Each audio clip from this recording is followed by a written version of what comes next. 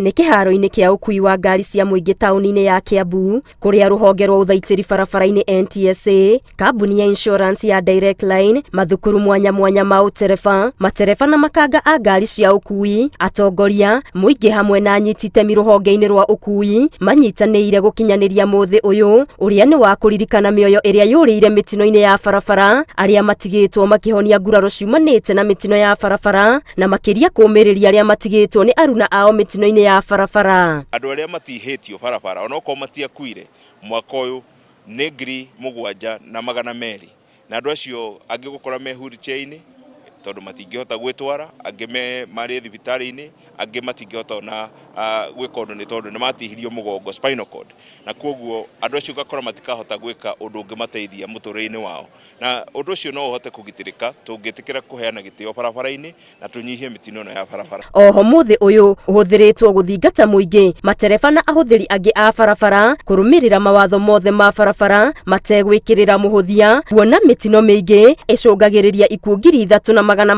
thĩ yothe o mũthenya. Na mwaka ũyũ mĩtino ya barabara nĩ yongererekete mũno gũkĩringithanio na mwaka mũhĩtũku, kuona mwaka ũyũ andũ 3,900 nĩo makuĩte kumana na mĩtino ya barabara. Oho gĩcunjĩ kĩa 80 nginyagia 90 harĩ igana kĩa mĩtino ĩno ĩcũngĩrĩirio nĩ ahũthĩri a barabara kwaga ũmenyereri. Not just statistics, they are human beings, they are family members, they are workers, they are employees, they are breadwinners of different homes. So we always say one life lost or one life injured is one too many. Ningewaomba tafadhali, kwa sababu tunaelekea katika festive period na hii ndio wakati ambao watu wanalewa na pia watu wanasafiri sana, si ndio? Tafadhali tuwe waangalifu. Ihoya nĩ rĩikĩtio kũrĩ mathukuru ma gũthomithania ũtereba ciĩkĩrĩre kũheana mathomo na njĩra nginyanĩru na ĩna ũrikĩru nĩguo gũtigĩrĩra arĩa maraheo marũa ma barabara nĩ makinyanĩirie ikĩro cia ũtwarithia wa ngari. That either we have a problem in the training that is happening in our driving schools, we need to ensure that we are producing drivers who know how to take care of the vehicles on our roads.